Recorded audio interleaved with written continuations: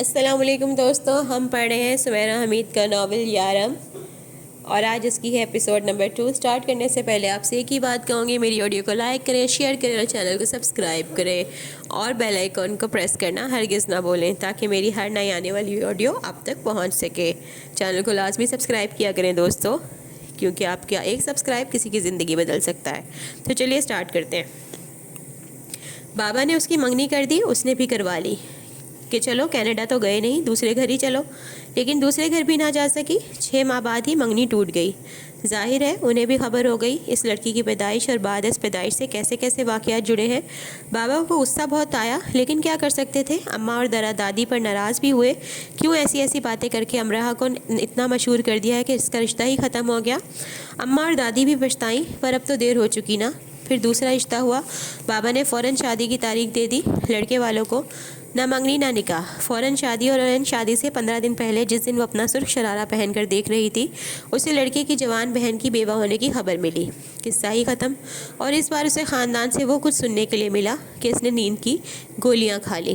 ہفتے بعد جب وہ ٹھیک ہو کر گھر آئی تو اس کا جی چاہا کہ پھر سے گولیاں کھا لے اور فوراً مر جائے۔ اماں بابا کونوں کھدروں میں چھپ کر روتے۔ دادی ہائے میری جوان بچی ہمیں چھوڑ کر چلی گئی کہہ کر ہچکیاں لیتی ہوں، اور دادا ہمیشہ کے لیے اس گھر کو چھوڑ دیں، اور بابا دادی دیوانوں کی طرح دادا کو ڈھونڈتے ہوں، اور دادا رات کو چھپ کر اس کی قبر پر آتے ہوں۔ اسے اپنی موت کے تصور سے ایسی راحت ملی کہ سب روتے رہیں گے جنہوں نے اسے رلایا ہے، مگر وہ صرف یہ تصور کرتی رہی۔ دوبارہ ہمت نہ ہوئی موت کو گلے لگانے کی۔ دادا اس سے بات کرنے کی، اسے منانے کی کوشش کرتے رہتے، لیکن وہ دادا سے بات ہی نہ کرتی، جیسے اس کے ساتھ ہوئے ہر برے سانحے کے ذمہ دار وہی ہوں۔ جوان لڑکی نے خود کو ختم کر لینے کی کوشش کی، اور یہ سب ان جاہلانہ باتوں کی وجہ سے ہوا تھا جو وہ بچپن سے اپنے لیے سن رہی تھی۔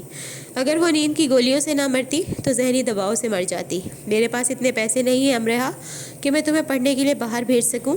شادی بھی تمہاری نہیں ہو رہی۔ میں نے تمہارے بابا سے بات کی تو وہ الٹا مجھ پہ ہنسنے لگا کہ وہ تم پہ اتنے لاکھوں روپے لگا کر تمہیں پڑھنے کے لیے بھیجے، اس سے اچھا ہے وہ تمہارے لیے زیورات بنا کے رکھ لے، تمہارے نام کے بینک میں پیسے جمع کروا دے تاکہ تمہاری شادی پہ کام آ سکے۔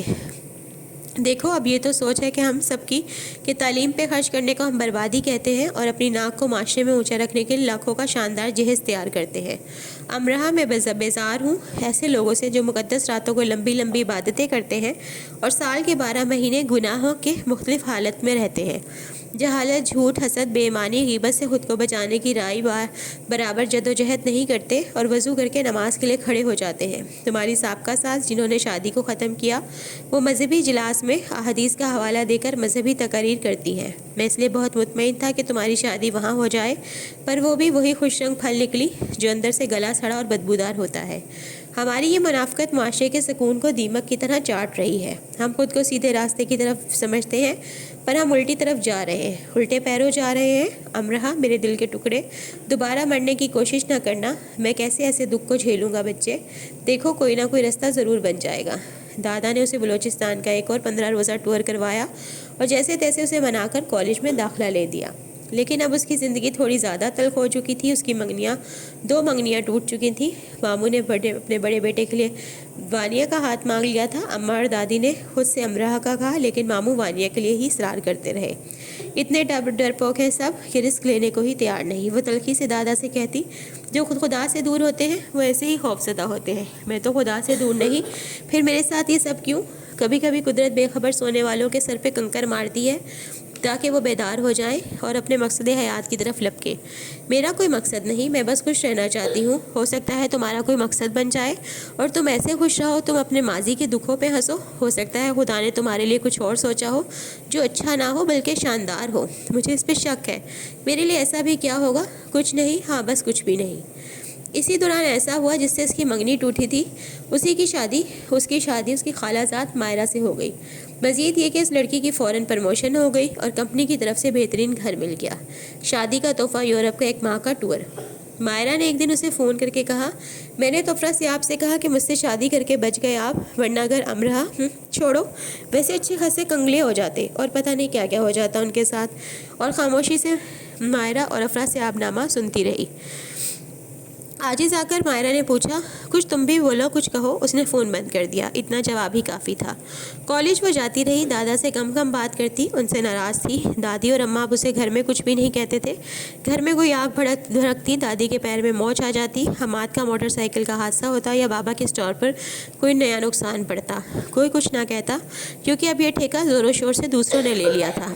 अमरहा को ऐसा लगता कि तारीकी का गहरा जंगल है जिसमें वो भटकती फिर रही है, लेकिन रोशनी की किरण है कि आगे नहीं दे रही।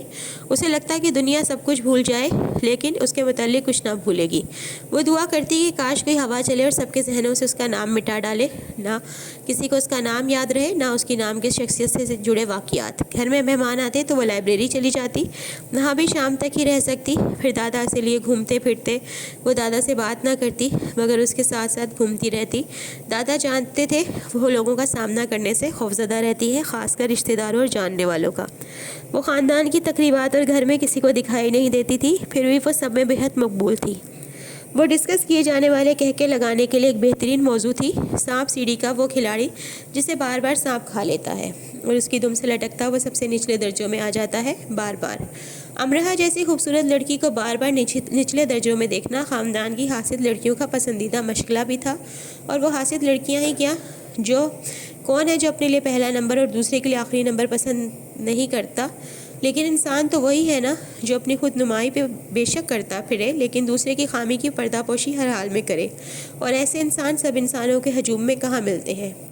अपने आप से तल्ख, अपने माहौल से गमगीन अमरहा मायूस और बेजार रहने लगी। नामालूम ये कुदरत का तरीक़ेकार था या कुदरत की तरगीब कि अपने इस बदतर माहौल से निकलने के लिए उसने कोशिश तेज़ कर दी। 1.5 साल के दौरान उसने मुख्तलिफ बैरूनी कॉलेज यूनिवर्सिटियों के हज़ारों ऑनलाइन स्कॉलरशिप फॉर्म भरे। 50%, 60%, 70%। उसने कभी यूनिवर्सिटी किसी भी तरह की स्कॉलरशिप को ना जाने दिया।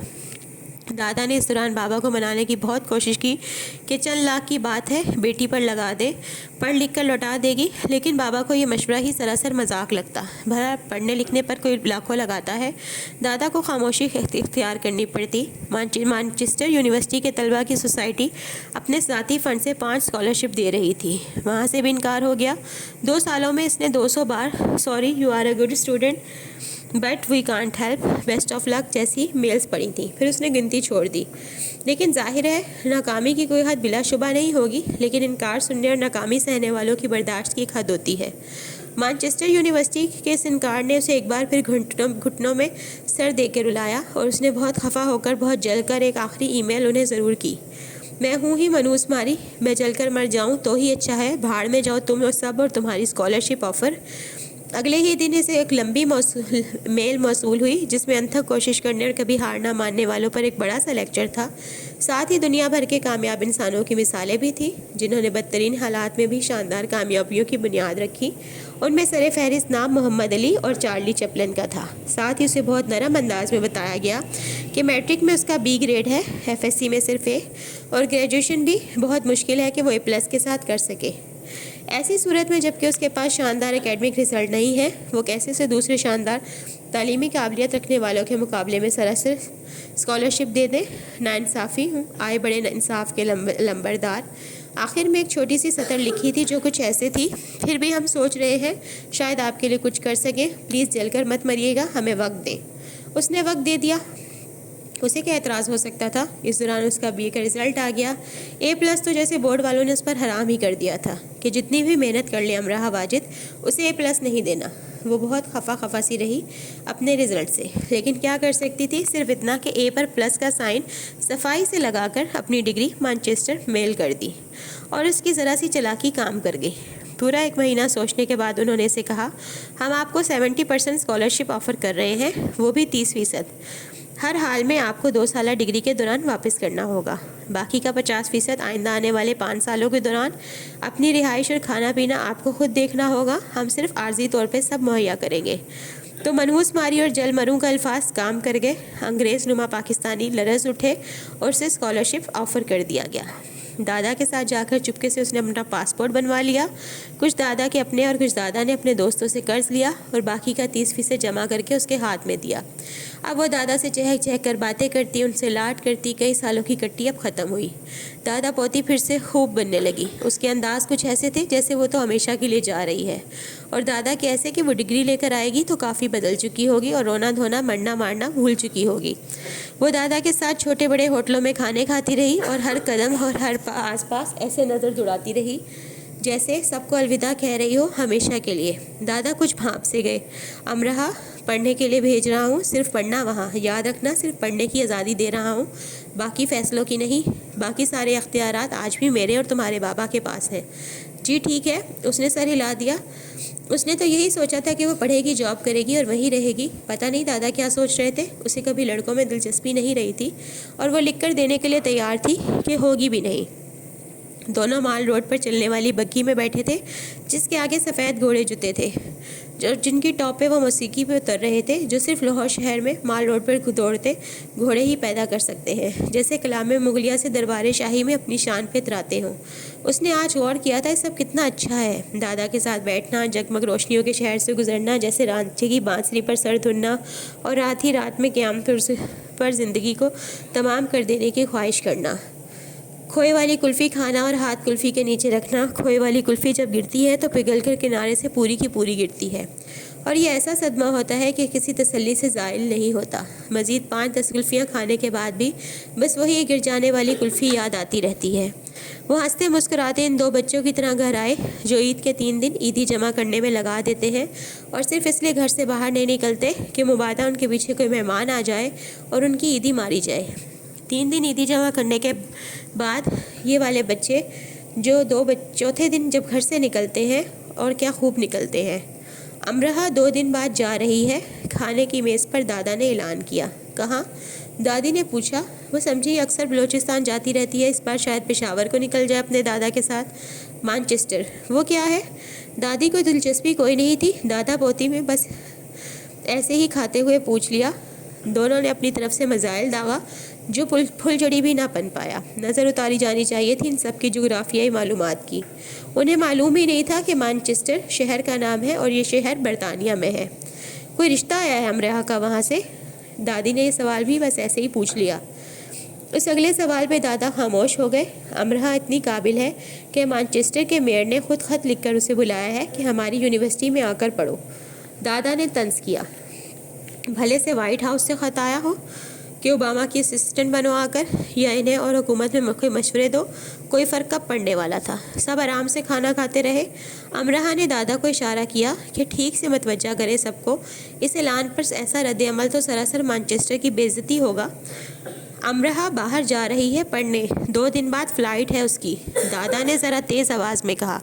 अब फ़र्क पड़ा। अम्मा, बाबा, दादी ने हैरत से दादा को देखा। पैसे कहाँ से आए आपके पास? बाबा ने सारे सवाल छोड़कर ये सवाल करना मुनासिब समझा। मुफ्त जा रही है, यूनिवर्सिटी ने स्कॉलरशिप दिया है। बाबा क्यों पागल बना रहे हैं मुझे? आपने अपना प्लाट तो नहीं बेच दिया? वो मैंने अमरहा और वानिया की शादी के लिए रखा था। बाबा ने खाना खाना ही छोड़ दिया। प्लाट को बेचने की कोशिश तो बहुत की, पर वो ऐसी उजाड़ जगह पर वाक़या था कि बिक ही नहीं रहा था।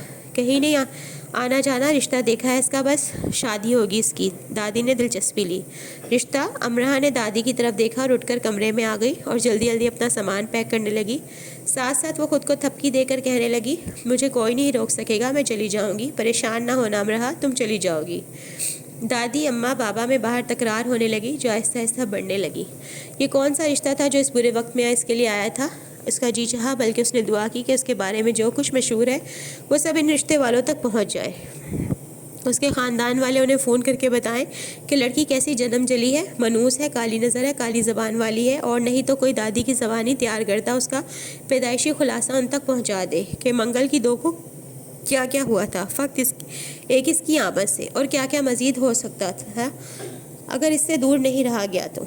ये कोई मौका था रिश्ते का? उसकी उंगलियां घिस गई मेल्स लिख लिख के, में ऑनलाइन स्कॉलरशिप फॉर्म्स भर भर के। दादी और अम्मा उसकी शादी की तैयारियां कर रहे थे। वो खुद को थपकती रही और कहती रही, तुम चली जाओगी, परसों तुम जा रही हो, कुछ नहीं होगा, दादा सब ठीक कर लेंगे। कहते हुए जल्दी जल्दी सामान भी पैक करती रही। पासपोर्ट को हिफाजत से छुपा दिया कि बाबा गुस्से में आकर उसका पासपोर्ट ही ना जला दे। रात गुजरती रही। बाहर से हनूस चारों की तेज़ आवाज़ आती रही। پاسپورٹ چھپانے کے بعد وہ کمرے کے دروازے کے ساتھ لگی زمین پر بیٹھ کر اونگنے لگی، لیکن ساتھ ساتھ بڑبڑاتی رہی، میں چلی جاؤں گی، میں تو جا رہی ہوں، کون روکے گا مجھے، دادا ہے نا، وہ سب ٹھیک کر لیں گے۔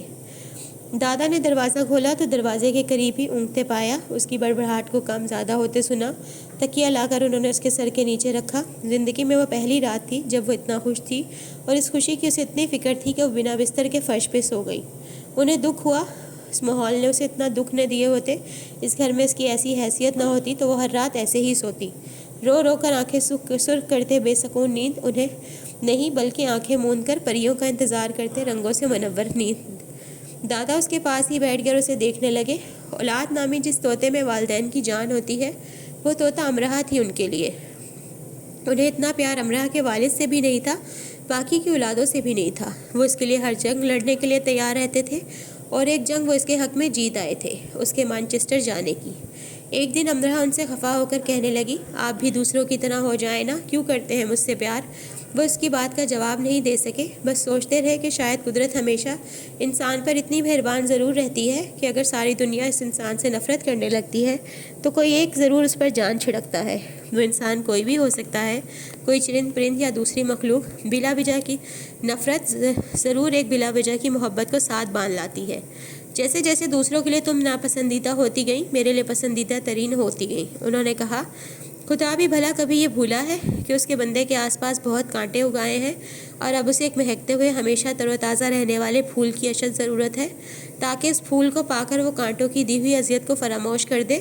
بابا نے اسے 10,000 روپے دیے کہ وہ ضروری خریداری کر لے۔ اماں اور دادی کا مزاج البتہ برہم تھا، دادا کے ساتھ جا کر ہی اس نے ضروری خریداری کی۔ وانیہ نے اس کا سامان پیک کروایا۔ حماد اور علی دل مسوس کر اسے دیکھتے رہے، آخر وہ اتنی دور جا رہی تھی۔ دادا مسلسل 2 دن سے اپنی آنکھوں کی چھڑی چھپا رہے تھے۔ یہ پڑھنے جا رہی ہے، بھاگ نہیں رہی، ماں باپ تو خوش ہوتے ہیں، تم دونوں اسے رخصت کر دو خوشی سے، یہ نہ ہو کہ جہاز کریش ہو جائے یا لاپتہ ہو جائے۔ دادا نے یہ چھوٹا سا لیکچر دادی اور اماں کو دیا، اس کا جہاز کریش نہ ہو جائے یا وہ لاپتہ نہ ہو جائے۔ دونوں نے اپنی برہمی ایک طرف رکھی اور اسے دعاؤں میں الوداع کہا، اور وہ مانچسٹر کے لیے روانہ ہو گئی، شہر اسباق کے لیے، شہر آزاد کے لیے، شہر یارم کے لیے۔ وہ برطانیہ کے تیسرے مصروف ترین ایئرپورٹ کی اونچی چھت تلے ایڑی کے بل گھوم گئی۔ مانچسٹر میں آ گئی ہوں آگ لگانے، اس نے منہ پہ ہاتھ رکھ کر چلا کر کہا۔ چند لوگوں نے اسے حیرت سے دیکھا، بھلے سے دیکھے، اسے پرواہ نہیں تھی۔ وہ گھیردار سفید شلوار اور گول دامن قمیض میں ملبوس تھی۔ اس کا سفید لمبا سا دوپٹہ مانچسٹر ایئرپورٹ کی صفائی کر رہا تھا، اور خاص کر ہر آنے جانے والے کے سامان کے ساتھ الجھ رہا تھا۔ اس نے پھر سے دونوں بازو پھیلا کر ایڑی کے بل گھوم کر کہا، میں آ گئی ہوں مانچسٹر، میں اب کبھی نہیں روؤں گی، اور تم مجھے کبھی نہ رلانا۔ خوش بختی کا اگر کوئی نکارہ تھا تو وہ اس وقت امرہ کا یہی نعرہ تھا، مسرت و شادمانی کا اگر کوئی اشارہ تھا تو وہ یہی ایڑی کے بل گھوم جانا تھا۔ سکون و راحت کے دریا کا اگر کوئی کنارہ تھا تو بس وہ امرہ کا وجود سارا تھا۔ وہ ایک دم سے آزادی کے شدید احساس میں گری۔ یہ احساس بہت خوشاگیں تھا کہ وہ ہر دکھ سے دور ہو گئی ہے، اور یہاں اسے سب امرہ کی حیثیت سے جانیں گے، اور بس جہاں صبح ہوگی، شام اور رات، لیکن کوئی آ نہیں۔ دکھوں کے استعارے چھپ گئے اور خوشیوں کی علامتیں جا بجا نظر آنے لگیں۔ برصغیر کے حاکم وقت کی سرزمین پہ لہراتا اس کا سفید دوپٹہ جہاز کا بادبان بنا، اس کی کشتی کو کھلے نیلے پانیوں میں رواں کرنے لگا۔ ایک امریکی ٹین ایجر اپنے چھوٹے سے الیکٹرک گٹار پر یوٹو میوزک بینڈ کا گانا آرڈنری لو بجا رہا تھا۔ بنگال کے سحر کو آنکھوں میں سموئے اور اپنی شرمیلی مسکراہٹ سے اسے پھونکتے بنگالی نوبیاتا دلہن اپنے محبوب شوہر کے کان میں سرگوشی کر رہی تھی۔ بنگال کی شرماٹ اور آرڈنری لو کی دھن نے اسے نئی دنیا پر خوش آمدید کہا تھا۔ وہ فدا سی ہو گئی اور امریکی ٹین ایجر کے پاس کھڑی ہو کر مسکرا کر اسے داد دینے لگی۔ تو دوستو، یہ تھی آج کی ایپیسوڈ۔ امید کرتی ہوں آپ کو پسند آئی ہوگی۔ اگر آپ کو پسند آئی ہے تو میری آڈیو کو لائک کریں، شیئر کریں، چینل کو سبسکرائب کریں، اور آپ کا ایک سبسکرائب کسی کی زندگی بدل سکتا ہے، تو کائنڈلی سبسکرائب ضرور کیا کریں۔ اللہ حافظ، کل پھر ملیں گے۔